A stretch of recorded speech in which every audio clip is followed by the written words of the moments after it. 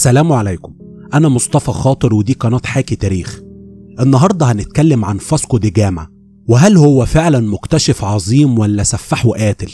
فاسكو دي جاما زي ما كلنا عارفين هو مستكشف برتغالي اكتشف طريق الرجاء الصالح، وهو الطريق اللي كان بيمشي فيه التجار من أوروبا لآسيا، وده بالدوران حوالين قارة أفريقيا كلها بدل ما يعدوا من مصر من خلال البحر الأحمر والبحر المتوسط. وهو أول واحد يسافر من أوروبا للهند بحرا، لكن اللي كتير منكم ما يعرفوهوش إنه قتل مسلمين وهدم مساجد. ومن الجرائم اللي ارتكبها إنه في أول رحلة ليه هدم 300 مسجد. ولما وصل لشرق أفريقيا غرق سفينة للحجاج في البحر المتوسط كان عليها أكتر من 100 حاج، ودمر مجموعة من المراكب اللي عليها بضايع للمسلمين.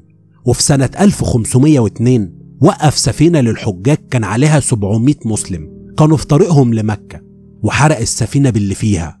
وفي الرحلة التانية للهند قطع الطريق على سفينة عربية كان فيها من الأشخاص ما لا يقل عن 380 حاج، وسرق اللي معاهم من أكل وشرب وغيره، وبعدها حرق السفينة بيهم وهم أحياء.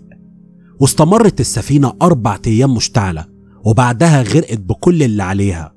وكمان من الحاجات اللي عملها إنه شنق 38 صياد وقطع رؤوسهم وأطرافهم علشان يخوف بيهم السكان ويخليهم يستسلموا. ولما وصل موزمبيق قذفها بالمدافع ودمرها بالسكان اللي فيها. ولما وصل الهند طلب من حاكم مدينة كالكتا إنه يطرد كل المسلمين من المدينة، وفرض الضرايب على العرب مقابل إنه يسمح لهم بالتجارة.